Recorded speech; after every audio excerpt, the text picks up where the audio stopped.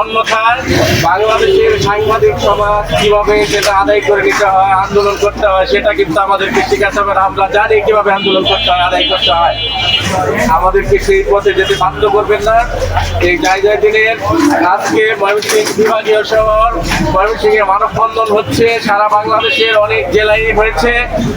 যদি জায়গা দিনের ডিক্লারেশন ফেরত দেওয়া না হয়, বাংলাদেশের প্রত্যেকটি উপজেলায়, প্রত্যেকটি জেলায়, এমনকি প্রত্যেকটি ইউনিয়নে প্রয়োজনে মানববন্ধন করে কঠোর আন্দোলন গড়ে তোলা হবে।